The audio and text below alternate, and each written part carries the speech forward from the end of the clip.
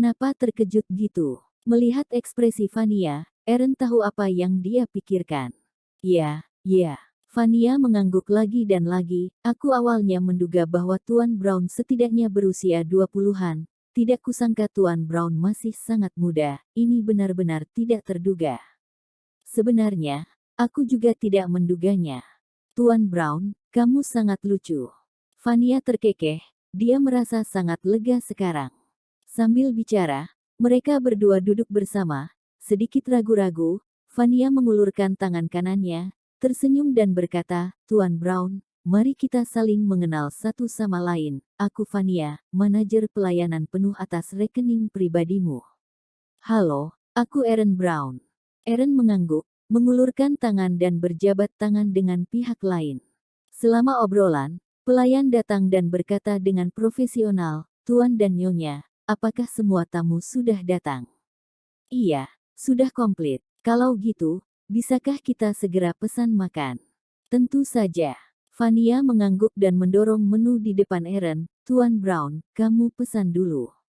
Eren mengambil menu, memesan beberapa hidangan, meminta sebotol anggur merah, lalu mendorong menu pada Vania.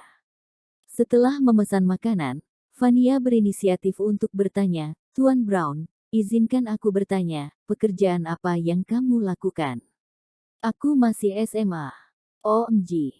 Vania langsung menutupi mulutnya karena terkejut, tetapi dia diam-diam berpikir dalam hatinya, mungkin Tuan Brown adalah anak keluarga besar super kaya. Tak lama kemudian, makanan sudah ada di atas meja. Vania mengangkat gelasnya, Tuan Brown, aku bersulang untukmu, tolong kerja samanya. Cheer. Meskipun Eren adalah makhluk suci yang telah bereinkarnasi selama berabad-abad, dia tidak ketinggalan zaman. Setelah bersulang, suasana di antara keduanya berangsur-angsur menjadi lebih santai, terutama sifat humoris Eren, yang membuat Vania terkikik dari waktu ke waktu. Aku tidak bisa. Aku tidak tahan kalau terus bicara dengan Tuan Brown. Perutku sampai sakit karena tertawa. Vania memegangi perut bagian bawahnya. Wajah ovalnya terlihat manis. Mungkin karena minum, wajahnya terlihat memerah, seperti apel yang sudah matang. Hal ini membuat orang tidak bisa menahan diri untuk tidak menggigitnya. Kalau begitu ayo kita bersulang lagi. Eren mengangkat gelasnya sambil tersenyum. Oke. Cheer.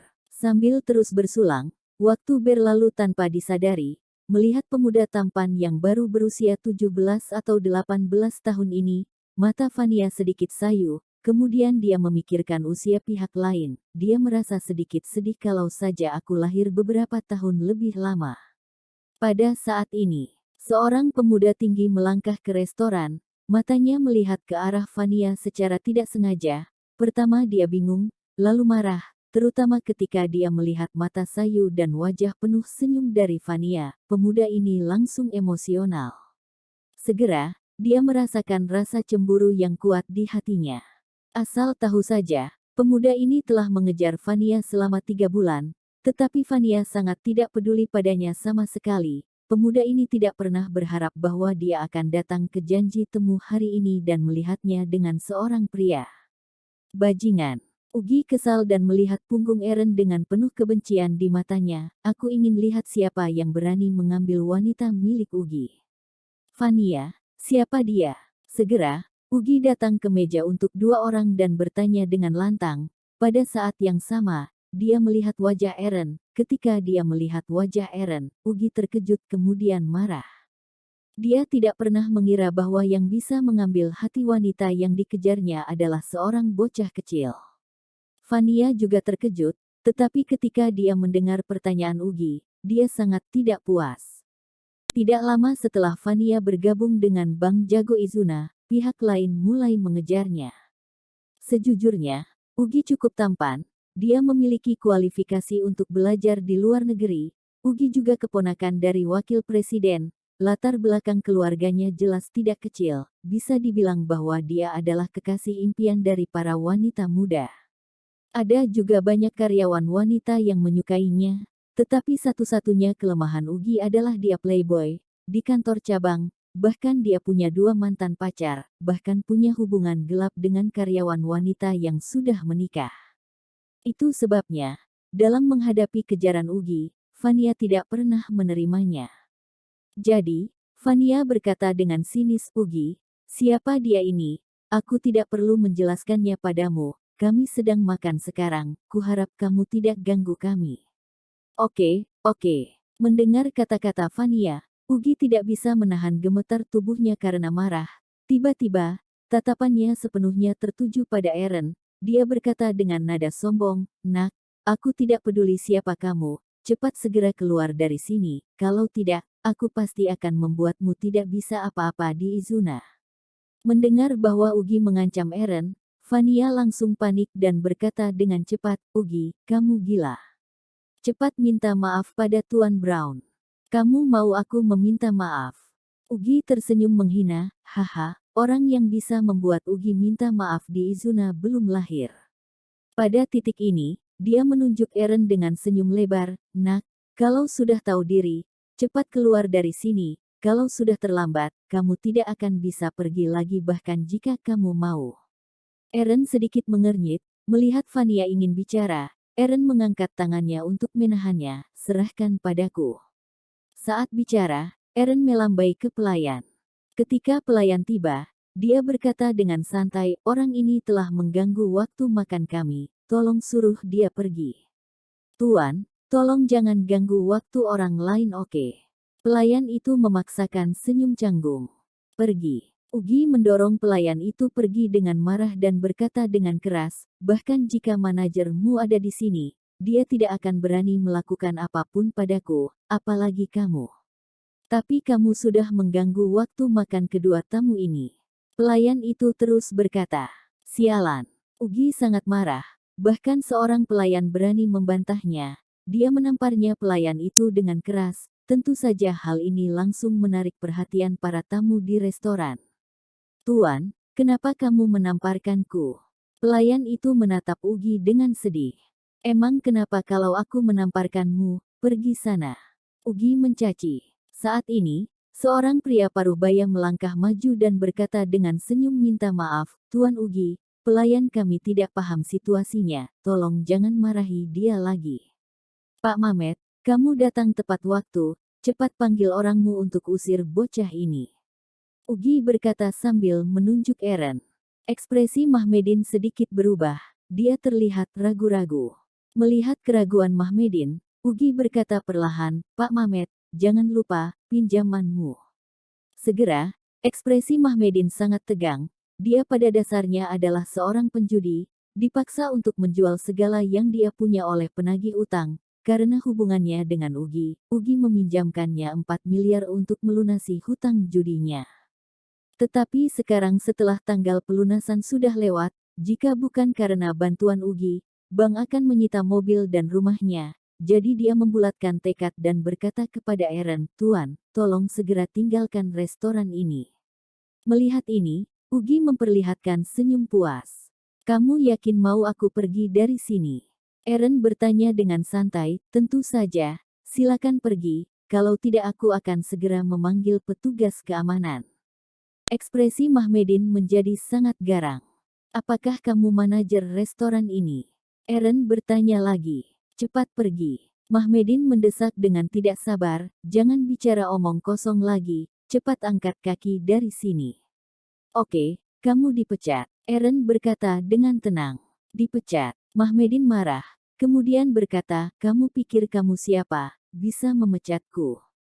Eren menggelengkan kepalanya dan tersenyum. Pemilik baru restoran ini bernama Eren Brown, kamu tidak tahu. Begitu kata-kata ini terucap, ekspresi garang Mahmedin tiba-tiba berubah. Dia menjawab, bagaimana kamu bisa tahu? Aku lupa memberitahumu, namaku Eren Brown. Eren berkata sambil memperlihatkan senyum cerahnya, lalu mengeluarkan ponselnya dan menelepon Gougen Tuan Amida. Aku lagi makan di resto Mixue, tetapi manajer di sini ingin mengusirku.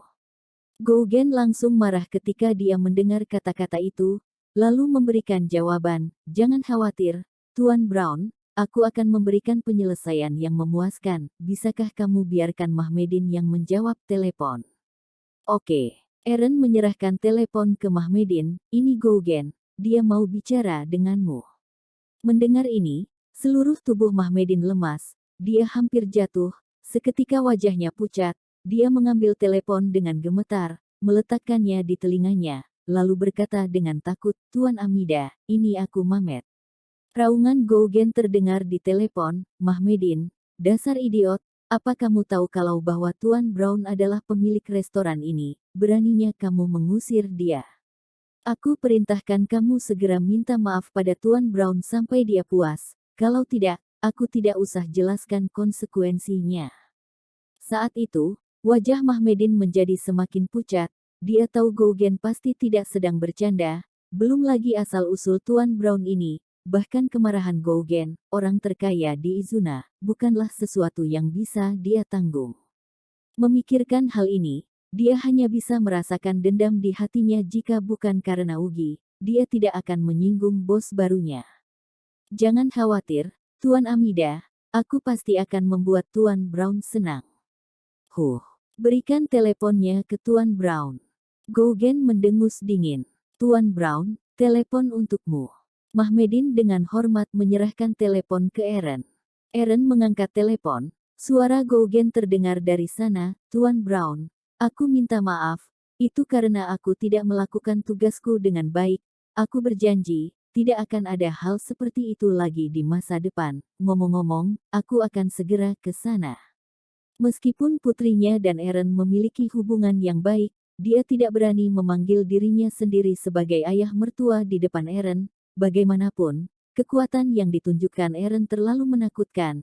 Jika dia ingin menghancurkannya, dia tidak perlu melakukannya sendiri, cukup menggerakkan mulutnya. Mungkin 3 keluarga Firdausi, Witarsa, Sigmarox akan segera menyerangnya. Jadi, sekarang dia sedikit panik. "Oke, kamu tidak harus datang ke sini secara langsung."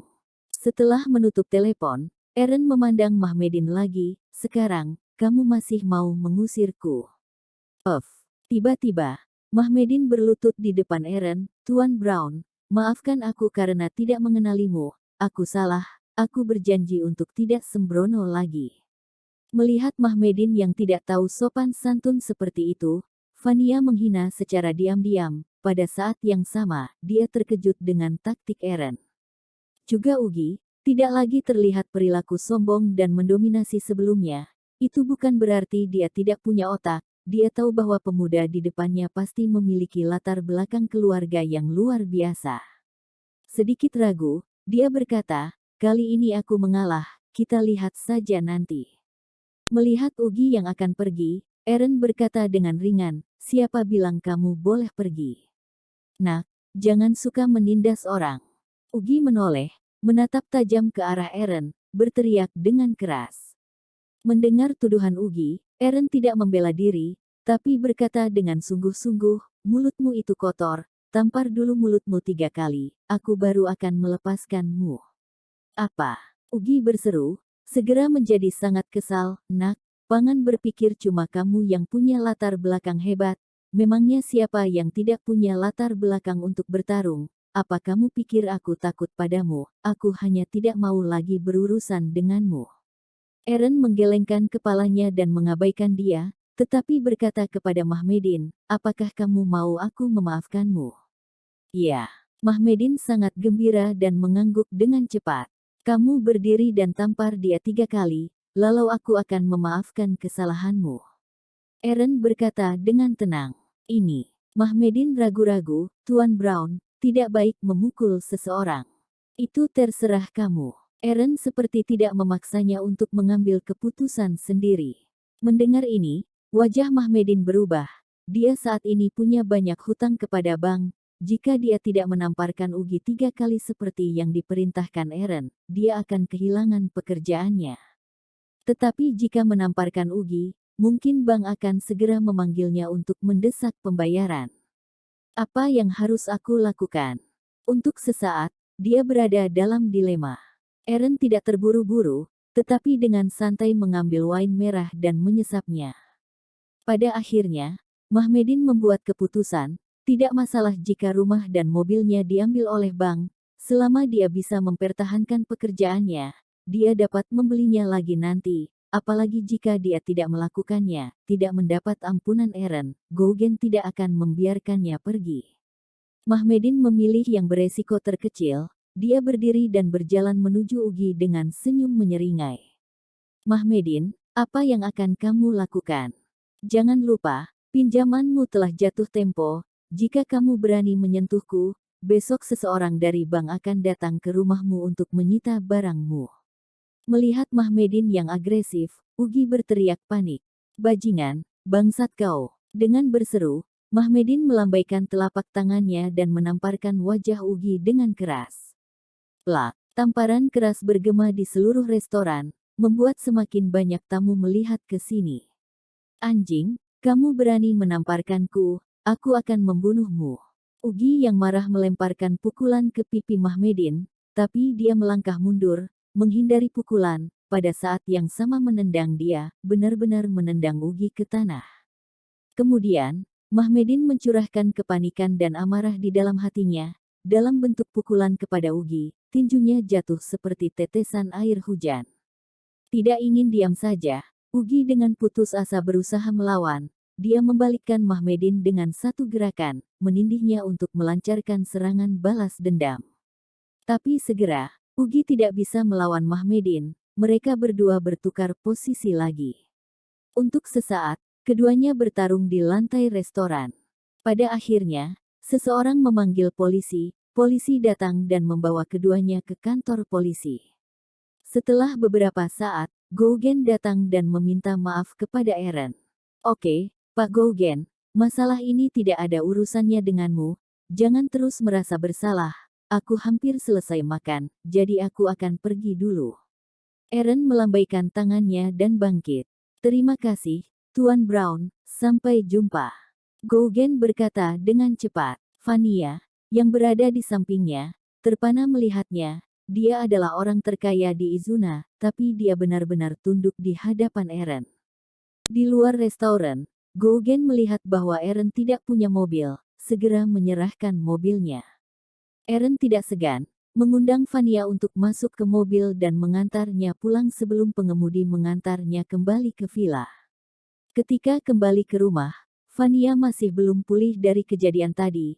Dia menyentuh pipinya yang panas, sosok Eren muncul di benaknya, tetapi dia menghela nafas lagi.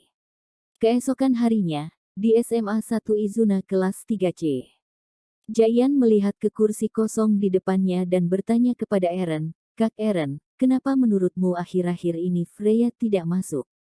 Kamu tanya aku tanya siapa? Eren berkata dengan sebal, sebenarnya dia tahu alasannya, tetapi dia tidak bisa menjelaskannya kepada Jayan. Begitu pula Bisma, melihat bahwa Freya tidak datang ke kelas selama beberapa hari, dia khawatir tentang keadaannya. Pada akhirnya, setelah pembelajaran di pagi selesai, dia pergi ke Eren dan bertanya tentang Freya. Maaf Bisma, aku juga tidak tahu, kenapa tidak kamu coba tanya Pak Mohdi, dia pasti punya informasi kontaknya di sana. Eren menggelengkan kepalanya. Mata Bisma berbinar, dia berbalik dan berlari ke kantor. Yang mengecewakan Bisma, meskipun dapat nomor telepon Freya, panggilannya dimatikan ketika dia mencoba menelepon. Untuk beberapa saat, ini membuat dia berpikir, apakah Freya diculik?